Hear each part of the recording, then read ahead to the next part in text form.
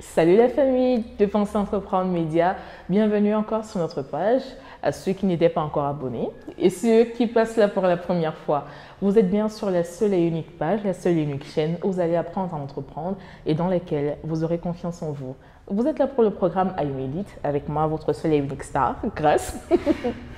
Alors, les gars, je me rends compte que vous ne vous abonnez pas. Je ne sais pas à quoi ça sert de regarder des contenus si vous ne vous abonnez pas. Abonnez-vous, commentez, likez et surtout partagez. Si je vais vous dire, si je dois vous dire quelque chose de bon pour moi, vous voyez, vous me faites perdre mon latin. C'est pas bien, abonnez-vous.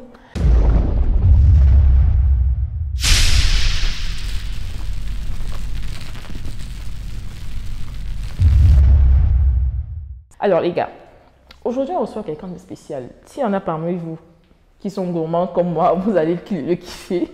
Parce qu'il travaille dans le monde du chocolat. Mais avant ça, c'est quelqu'un qui a travaillé longtemps dans le monde de l'entrepreneuriat. Il a vraiment roulé sa bosse. Aujourd'hui, on va recevoir Monsieur Bati. Monsieur Bati, bonsoir. Bonsoir. Ça va? Je vais super bien. C'est super de le savoir. Est-ce que la semaine a été? Si, parce que comme je l'ai dit, si on fait de bonnes ventes et que les gens apprécient le produit, et on a des retours positifs, on ne peut qu'aller bien. Ah ben c'est super important. En même temps, l'entrepreneur entreprend pourquoi il faut bien que ce qu'il produit soit écoulé. C'est bon de savoir que les ventes ont suivi.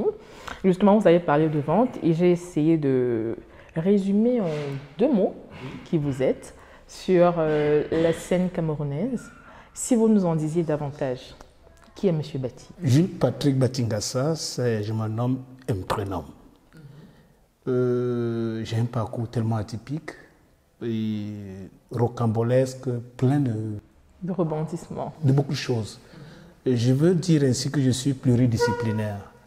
Pluridisciplinaire parce que à la base, je suis le fils d'un planteur. De deux, j'ai fait mes études naturelles, secondaires, dans un collège missionnaire. Alors j'ai enchaîné le secondaire dans un collège technique où j'ai fait l'électronique. Mais bien avant, issu d'un parent pauvre naturellement, j'arrondissais mes fins de mois avec ma pension, s'il faut le dire ainsi, à base d'un stage où j'ai eu l'amour pour l'agroalimentaire, notamment à Zépol à Douala, où de la 6e en terminale, j'ai commencé à Zépol comme nettoyeur et à la fin, j'ai remplacé les pâtissiers. Ça m'a donné ce goût. Alors vous voyez donc que j'ai fait à la fois la pâtisserie, j'ai fait la confiserie, j'ai fait l'électronique. J'enchaîne avec l'électromécanique parce que c'est la formation que l'on avait, parce que c'est la première promotion, il faut le dire ainsi, du collège polyvalent Force Victor Banjoun. Voilà, c'est la première promotion. Alors, sortant de là, j'ai bénéficié de toute la formation nécessaire. Donc, ça m'a donc permis d'avoir toutes les aptitudes, que ce soit en électromécanique, en électronique, déjà que je faisais, et la pâtisserie, l'agroalimentaire, qui m'a permis de payer mes études. Donc voilà comment j'ai fait. Et puis, chemin faisant, comme je l'ai dit tantôt, issu d'un parent pauvre, quand j'ai eu mon baccalauréat, les gens ne sont pas nombreux, il faut le dire aussi, même jusqu'aujourd'hui, nous sommes pas nombreux. Alors, après un bac F2, il faut le dire ainsi, j'ai réussi avec mention, c'est bien, j'ai décidé de me lancer dans le monde de l'entrepreneuriat. Très tôt, parce qu'il fallait bien s'occuper des cadets qui étaient derrière. Alors, je suis 3e, issu d'une famille de 9 personnes. Vous comprenez? Donc, vous savez qu'il y avait 6 personnes derrière qu'il fallait s'en occuper. Papa n'ayant pas les moyens, maman s'est débrouillée. Et puis, pour moi, je me suis dit, il fallait alléger la tâche. C'est comme ça qu'en 1993, je décide de venir à Yaoundé. Si vous n'avez pas de repère, c'est-à-dire vous allez à l'aventure? Quand j'ai fini, il était une question pour moi je me suis dit, si j'entre dans le monde professionnel, j'aurai des problèmes parce qu'effectivement, j'ai commencé dans le monde professionnel, j'ai fait 3 mois, j'ai démissionné. J'ai eu toutes les insultes de la famille. Imaginez un jeune âge, j'ai à peine 22, 23 ans. Alors je commence, je travaille 3 mois, je démissionne. Bon, j'avais déjà les jeunes entrepreneuriats à moi, puisque déjà étant élève, vous voyez que je fréquentais pour faire les deux, un pied dans le business et un pied à l'école. Donc aller m'asseoir, travailler, je trouvais ça un peu très compliqué. Je me suis dit, bon, je me jette à l'eau. J'arrive à Yaoundé, c'était le pôle à l'époque, Douala Yaoundé.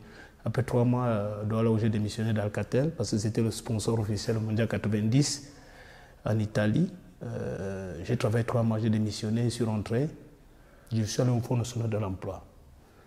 Comme chercheur d'emploi, bon, je me disais, dans une entreprise qui devait peut-être valoriser plein de choses et autres. Mais j'arrive au Fonds national, je me rends compte qu'on fait là-bas, il n'y a que du PED. Beaucoup de gens ne connaissent même plus aujourd'hui, ça a presque disparu. Le PED, au Fonds national, c'est le programme emploi diplômé. C'est ça le PED. Alors c'était comment? C'est vous avez un diplôme, on cherche une entreprise, l'entreprise va vous recruter, et le Fonds national paie la moitié du salaire et l'entreprise paie l'autre moitié. Alors jusque-là, je trouve que ça ne m'arrange pas. J'ai dit, je regarde un peu, ça ne m'arrange pas. Et le Fonds national, dandinait, ils cherchaient encore à avoir leur marque. Ils cherchaient encore leur marque parce que le Fonds national venait à peine d'être créé et puis ils cherchaient comment faire pour se démarquer. C'est comme ça qu'une idée géniale me vient en tête. Je me dis, nous avons beaucoup de problèmes d'orientation. Alors, dans les familles, tout le monde voulait avoir un médecin ou bien quelqu'un qui va à l'ENAM. C'est-à-dire qu'on avait des métiers classiques. Voilà.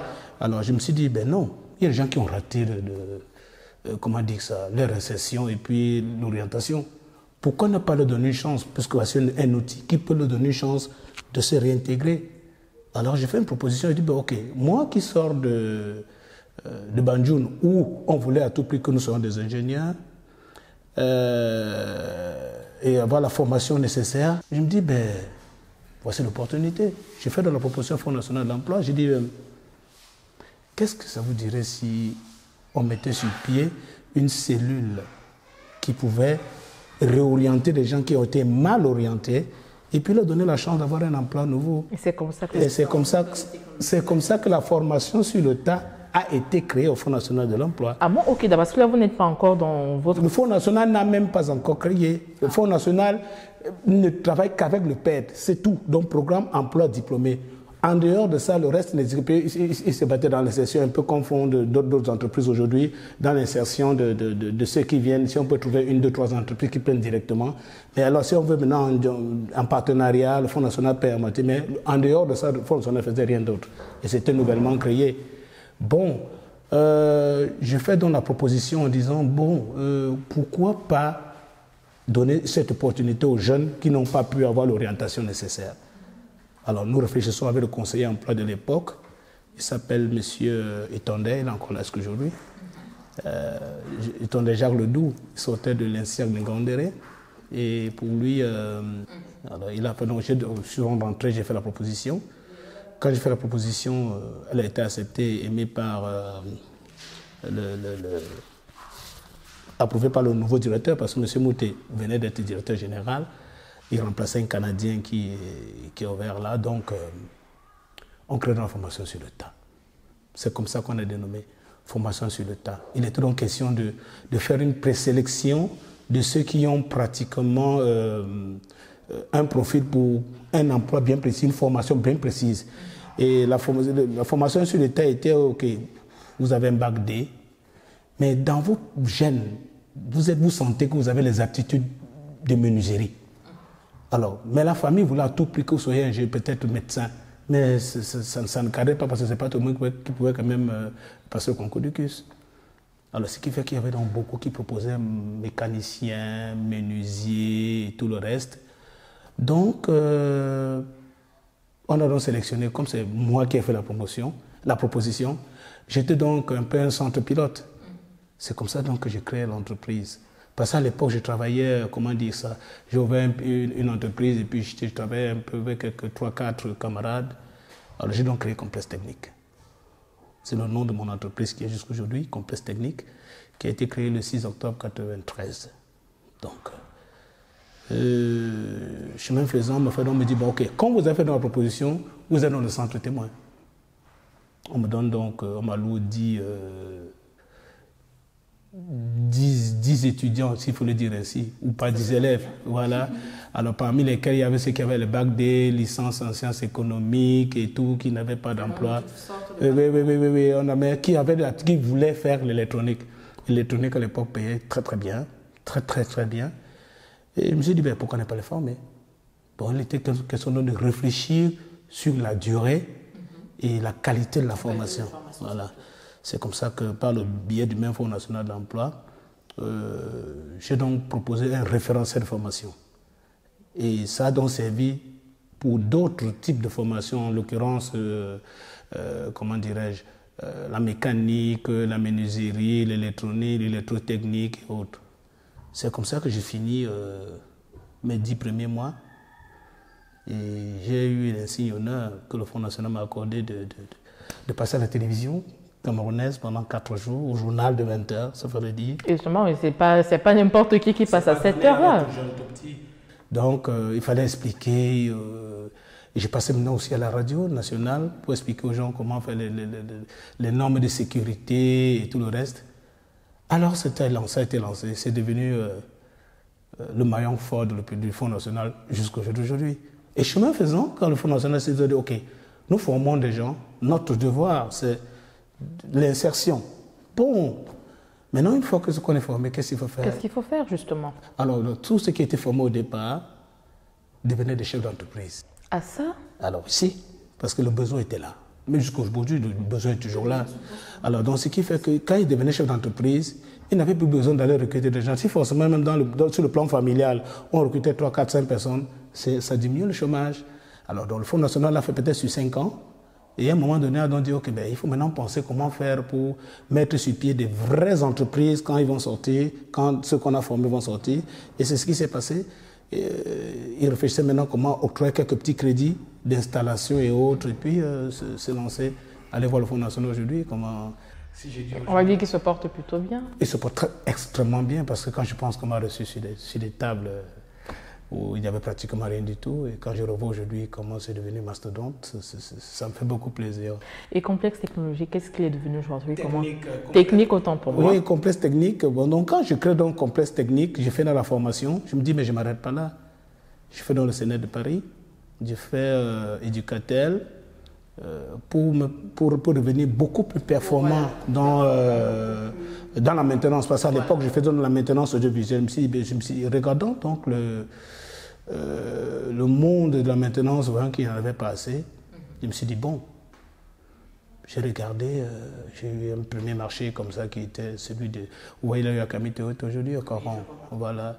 Alors le propriétaire, monsieur, je crois que c'est Baya, oui, il avait ramené, c'était tout un tas de magnétoscopes et téléviseurs, mais c'était le système NTSC. Beaucoup de gens ne connaissent pas ça aujourd'hui parce que vous savez, on le donne à déplacement et tout le reste. Alors c'est un système américain qui fonctionnait, puis il fallait le remodeler au système PAL, parce qu'on a le PAL, c'est comme NTSC. Alors ça avait battu tous les techniciens et c'est comme ça que quand son épouse m'a fait la proposition, j'ai pu modifier le système, ça m'a donné quelques bons petits sous. J'ai traversé juste en face, il y avait Liftel. Et Liftel avait un besoin identique. Alors, à l'époque, il y avait les paraboles qui venaient de sortir, c'est tout le monde qui faisait des paraboles et tout. Moi, je suis resté du commandant à la maintenance, je me suis dit, bon, ok, ça va. Mais il y avait notre blocus. Alors, je me suis dit, ben, un matin, on me dit, l'immeuble de la Gardeuse que vous connaissez, qui est à côté du Premier ministère, il ne parvenait pas à livrer l'immeuble. Je ne comprenais pas pourquoi et autres, mais parce que les ascenseurs ne marchaient pas.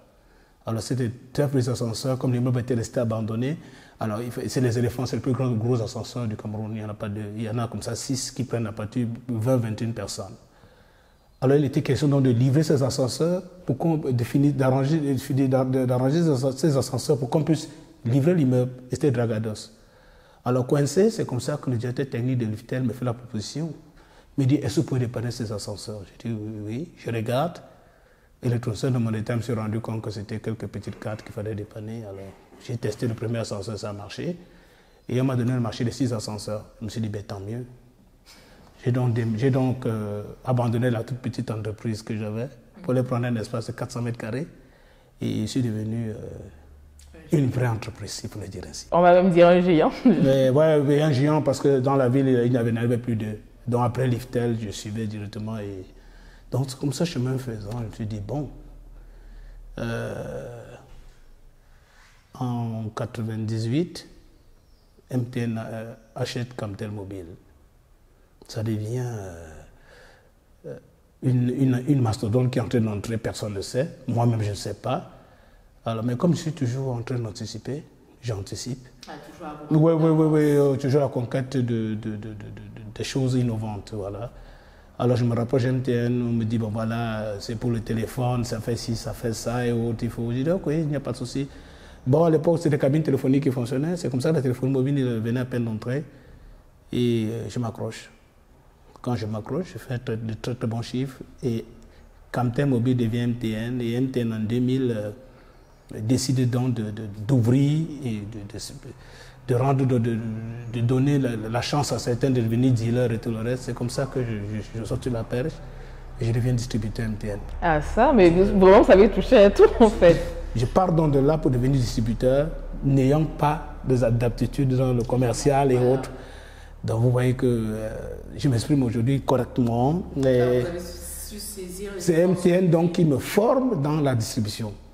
Alors, le biais des Australiens, des Sud-Africains et certains Français, c'est comme ça que j'ai toutes les aptitudes dans la distribution. Je dis, ben tiens, alors, ils sont même très surpris, ils se demandent, mais quel est ce technicien qui parle si bien et qui s'adapte facilement.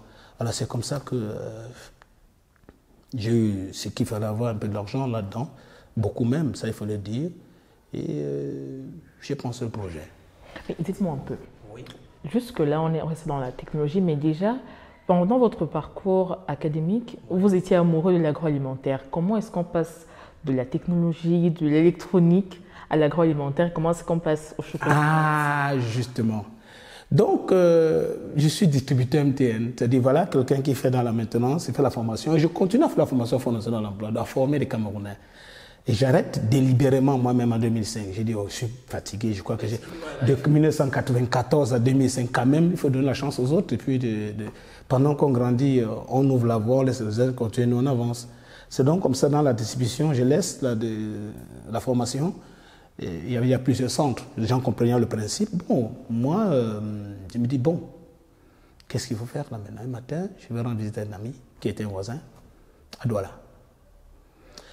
Alors on bavarde et tout, lui fait dans le rebobinage, non, normal, on bavarde, on a toujours l'habitude d'échanger.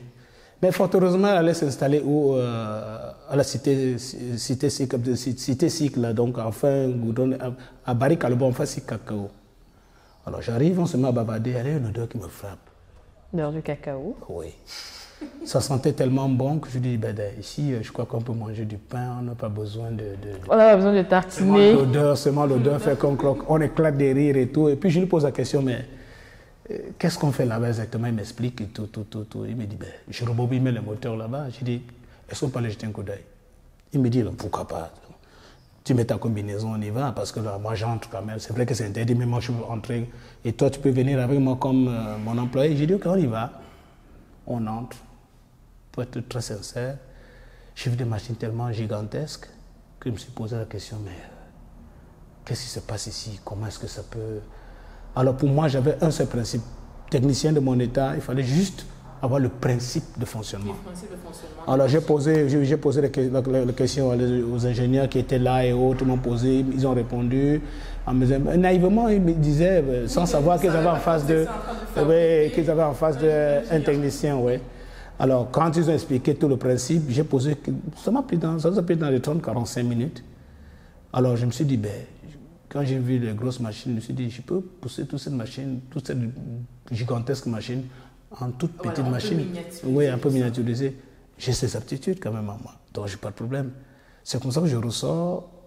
Une fois qu'on rentre dans son atelier, je prends un format.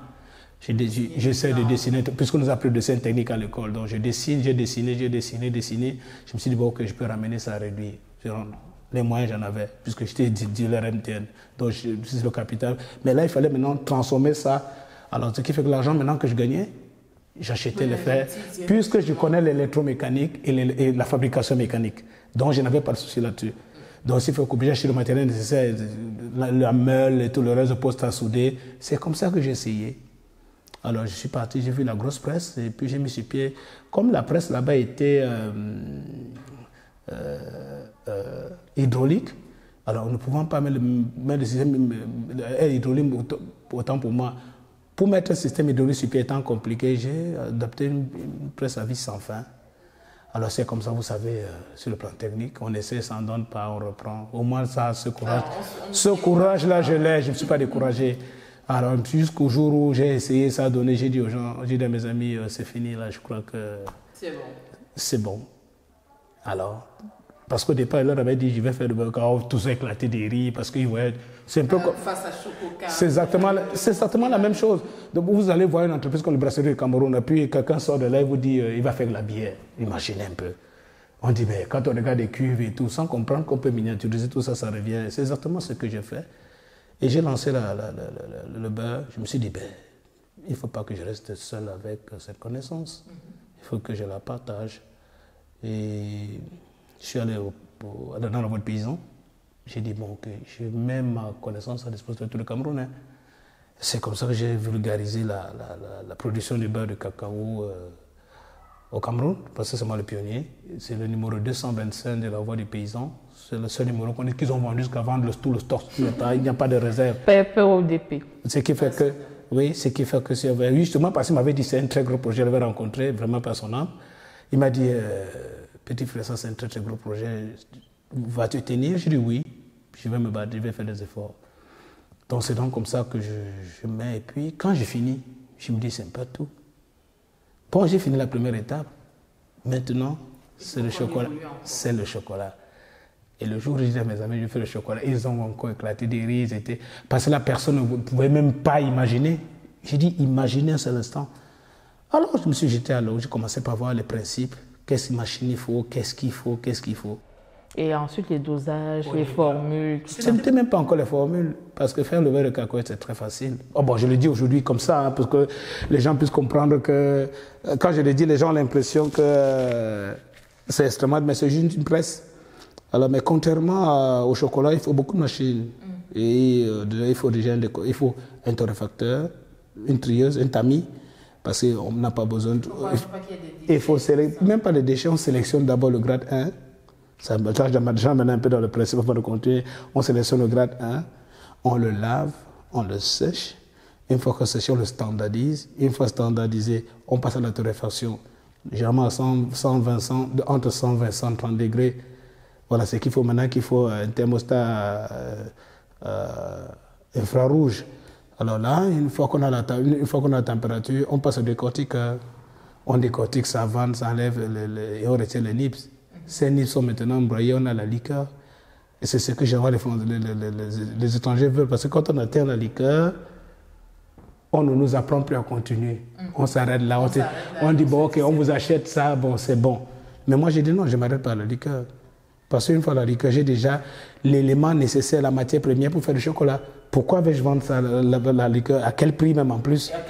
Alors, je ne peux pas vendre 1 kilo de liqueur à 2500 quand, voilà. Pourtant, j'ai 100 grammes de chocolat à 1000 francs, dans lesquels 100 grammes, il y a, avec les autres chocolats conventionnels, on a 20% parce qu'il y a plein d'amidon et tout le reste.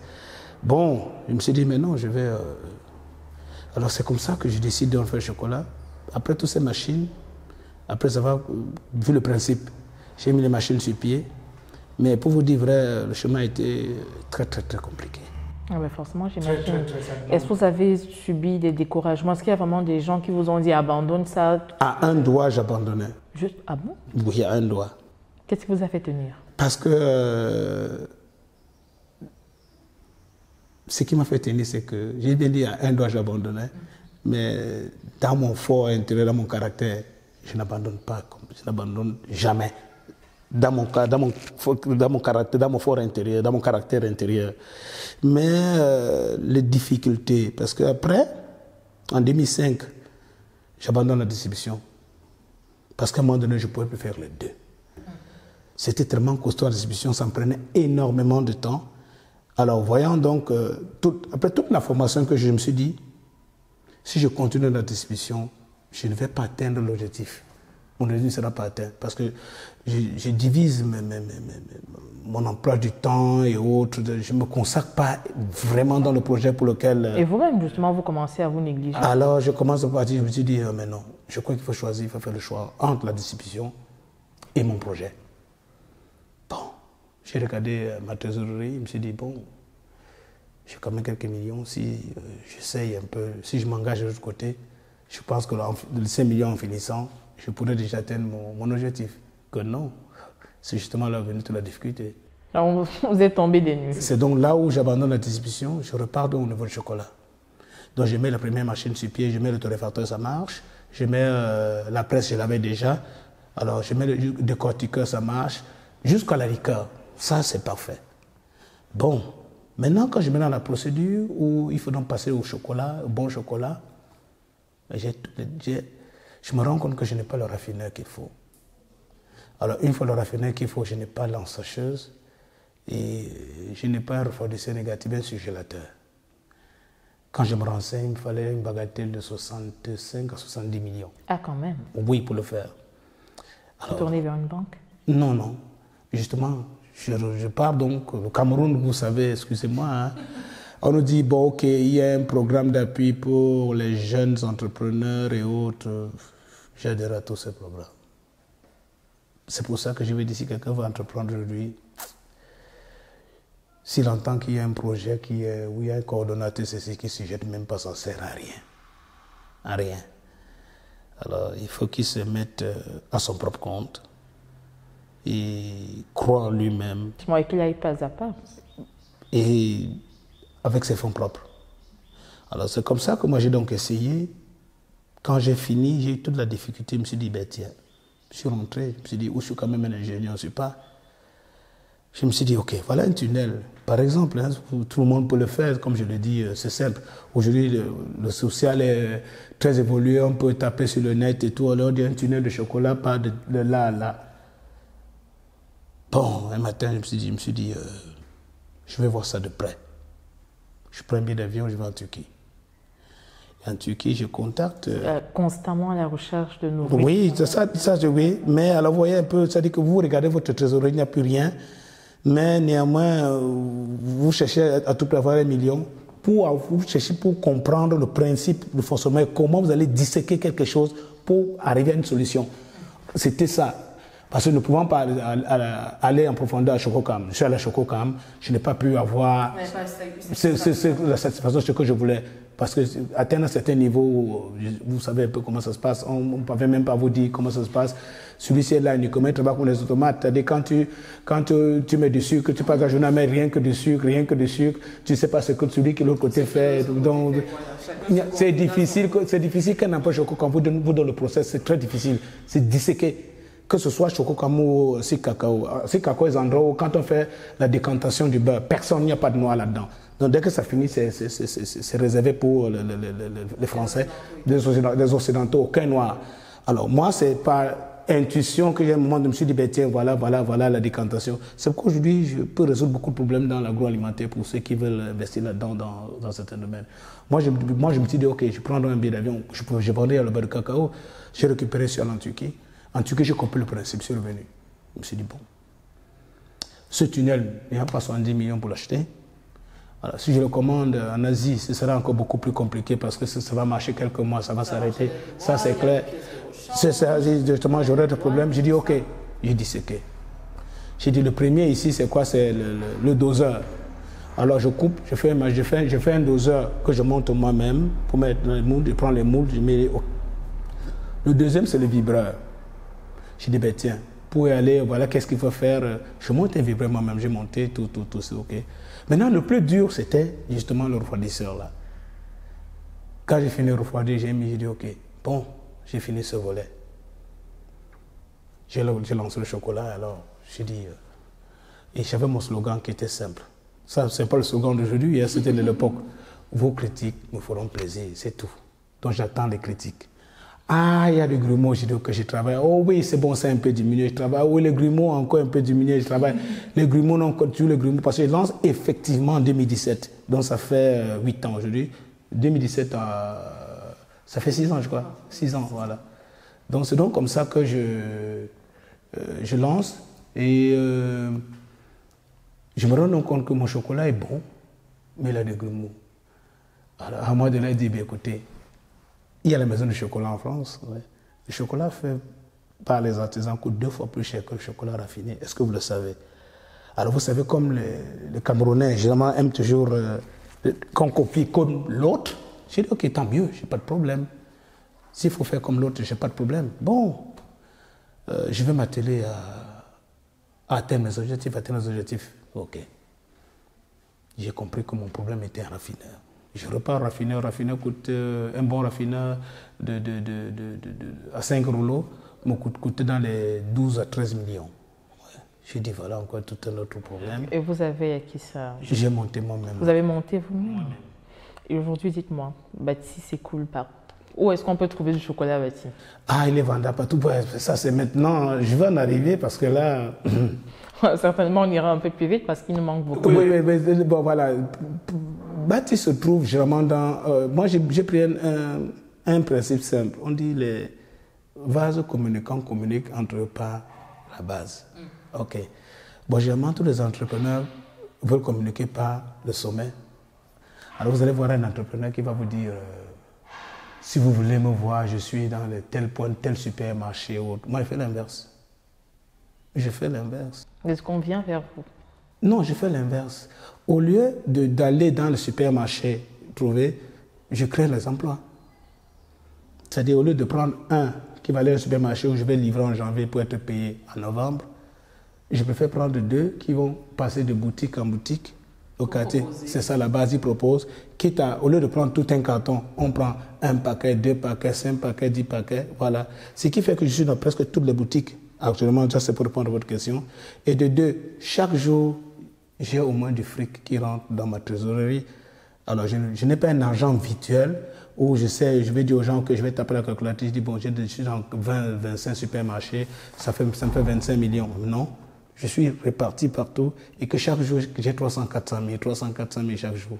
Je comprends pourquoi vous disiez que les ventes se portent bien. Oui, mais puisque j'ai le personnel qui va le matin, j'ai le compte rendu. Et quand j'ai le compte rendu, c'est que j'ai une trésorerie qui est rotative et puis je n'ai pas de problème. Donc je n'ai pas de l'argent, comment on dit ça, virtuel, j'ai de l'argent concret. Voilà. Donc voilà, mes produits sont pratiquement dans les boutiques. Et aujourd'hui, je me rends compte que le grossiste d'ici pose trop de problèmes, mais à l'arrière-pays, je suis extrêmement demandé. Extrêmement. Je ne suis même pas satisfait de la demande. La preuve est que je suis en train de faire l'extension de l'usine. Ah, ça, je suis super contente pour vous. Et j'ai hâte de vous recevoir dans d'autres cas quand vous deviendrez un véritable empire, parce que vous êtes déjà quelqu'un qui est, comme je disais tout à l'heure, un géant. You really made it. Si vous aviez donc une dernière chose à dire, un encouragement peut-être pour ceux qui veulent se lancer, ce serait quoi? De ne jamais abandonner. Continuer de croire en soi. Oui, ça c'est d'un. Et de deux, de ne jamais penser que pour mettre sur pied un projet, il faut d'abord de l'argent. Non, c'est l'idée. Une fois qu'on a l'idée, il faut toujours expérimenter à la plus petite échelle avant d'arriver à la grande échelle. Alors l'erreur de tous les entrepreneurs, de 80% des entrepreneurs, alors, si vous leur posez la question, voulez-vous faire, il va toujours vous dire, bon, je peux produire 1 tonne par jour et autres. C'est l'erreur grossière. Le tout premier qui commence comme ça, c'est l'échec net. Il n'y a même pas de débat là-dessus. Je le dis parce que j'ai quand même 20 ans d'expérience. J'ai 20 ans d'expérience. Oui, justement. Pour l'instant même, c'est dans 2 ans qu'on saura exactement comment je ferai de mon nom label. Et je le dis fièrement, pourquoi? Parce qu'un matin, je me suis assis pour trouver le nom du logo. Je me suis dit, ben, je vois une Toyota passer. Après, je vois Mitsubishi. Je vois Mercedes. J'ai dit, mais ce sont le nom des gens. Toyota, c'est le nom de quelqu'un. Mitsubishi, c'est le nom de quelqu'un. Mercedes, c'est le nom de quelqu'un. Je suis allé dans les recherches. Mercedes était quand même, je crois, 1806. Toyota. J'ai dit, ben. Alors, j'ai pris le téléphone, comment m'utiliser, c'est Samsung. C'est le nom de quelqu'un. Pourquoi pas Bati? Alors j'ai dit, ben, Bati aussi, mes enfants aussi vont me prendre et puis ils auront l'obligation de continuer. Parce que sinon, ce serait une honte pour eux quand ce serait plus là. Et ce serait une fierté pour moi, quand pour nous, mon nom, même un siècle après quand ce serait plus là. Vous pensez que si Samsung se réveille aujourd'hui, il va remourir, mais cette fois remourir de joie. Parce qu'il va voir ce que son petit-fils a fait aujourd'hui et il en sera très, très, très content. C'est mon souhait. Et c'est ce que je veux donc passer le témoin à mes enfants et que mes enfants vont continuer. Parce que demain, ils seraient fatigués, forcément.